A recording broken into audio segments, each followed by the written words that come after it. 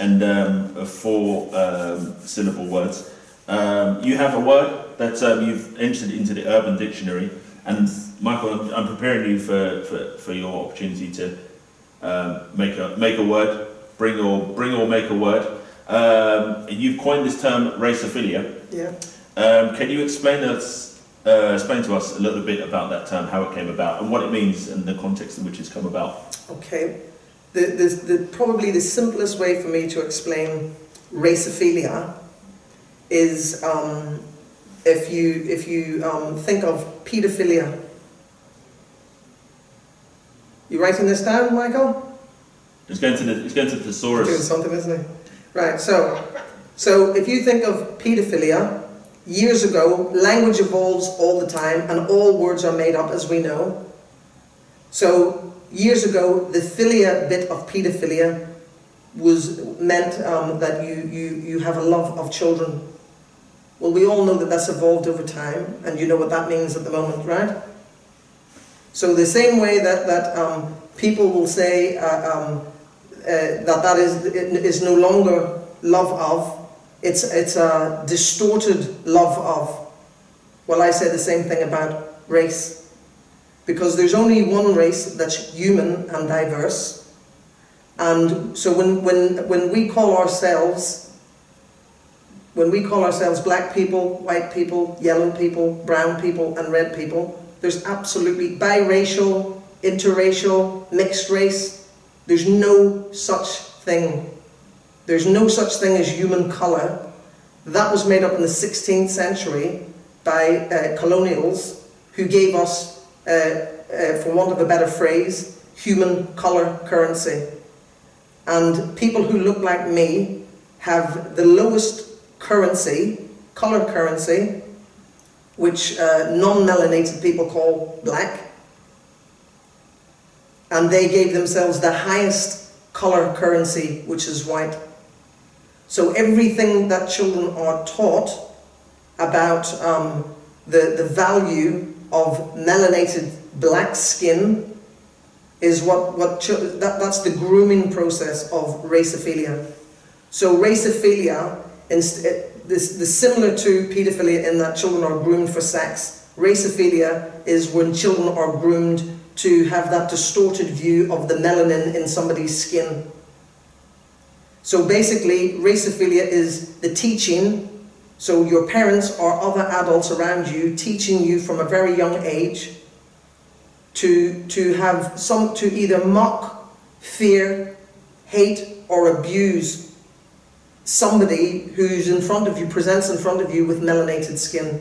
They're not, so if somebody calls you black bee, they're not, what they're actually saying to you is, Michael, my parents have groomed and abused me in a way that I can no longer think of you as a fellow human being. I can think of you only in the value that they taught me about the melanin in your skin. So I use raceophilia and what I'm trying to do with that word, by the way, is to get it's in the Urban Dictionary, and hopefully it'll be in the new Montgomery Dictionary now, from today. It'll be in by the close of play today. Yeah, and I know that people will scoff at the idea because you can get any word basically into the Urban Dictionary, but I would say to you, the Urban Dictionary speaks our language. So eventually, the Oxford Dictionary and all the other English dictionaries will get left behind because they think at the moment that they have the monopoly on words, but they absolutely don't have the monopoly on words. They have the monopoly on...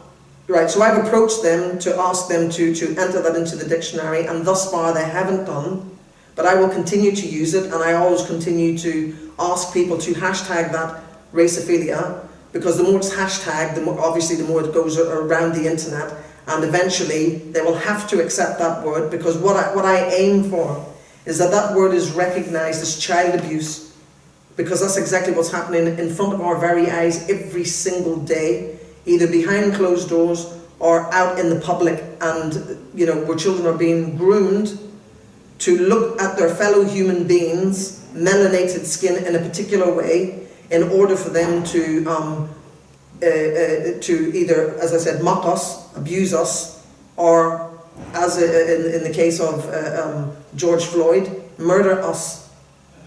with impunity. So that's been accepted in. Thank you, sir. I conferred with the judge. So there you go. And it's in the new Montgomery Dictionary. I mean, Michael, I'm so excited. I can't tell you. I can imagine. This is a day for me. Yeah, you got to thank God. You got to thank. I don't believe in God, so I thank the. Yeah, it's a award ceremony, so you have to thank anyway. You have to give a sample of its use from some text, from in the newspapers, in the book, so people can see how it's used. If you put it into the search engine right now, there'll be hundreds of conversations that will come up. Hundreds of conversations. If you I actually spoke about it in the Professional Social Work magazine.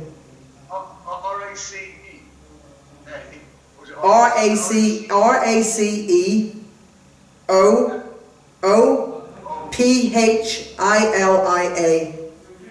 Racophilia. And you'll see that I've already spoken about it to some magazines. And as I said, including the Professional Social Work magazine. Okay, so. Okay, Michael. So Michael, do you have an offering for the new Montgomery Dictionary today? Not in the same league as Racophilia, but something very close to my heart. Okay. It's called Digitraction. Digitraction. Digitraction. This is Digitraction. This one you go to check your Facebook or your Twitter account or your email to do something, to send an email. Yeah? Yes. When you open it, you see you've got messages from friends. Yes. So you start checking that message. Then that leads to another message. And then another message. Then you've got to go to search on Google to get rid of the one. And suddenly, that job you went to do is gone. It's forgotten about it. It's only hours later you come, not send that email. The same when you go onto Facebook or Twitter. You want to send a tweet. So the tweets there that are more attractive, you go looking at them. So it's that distraction that comes about when you go to any of these media sites to do a specific thing, and there's stuff there for you that you should look at from friends and family, or about subjects that you're interested in, that distract you. And then it's not only distract you at one level, they take you to another level and another. You start clicking and clicking, and you just suddenly, you're off on another planet. And that is, I fight against that daily. I do one thing, when I go to, I want to send an email, I go and send an email. I don't look at email, other email. I give some special time to look at emails. I just go and send the email, send the tweet. Because if you don't, you never get anything done. Brother, I feel your pain. That's called, it's just called, from a female perspective, that's just called organization. Well, no, it's disorganization. Well, okay, lack of organization. Well, I will make this point. I will make this point that, well, first of all, it's accepted into the new Montgomery Dictionary. Yay! Well, spot me. Yeah, there was an artist that did this this art project about corporate, what he called it corporate brandalism, where corporate organisations, your large commercial organisations, are using the same tactics that we used to arrest graffiti artists for.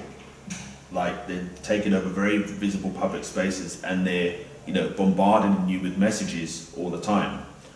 So they're using their brand to actually create a vandalism where you might actually have a moment of reflection or peace.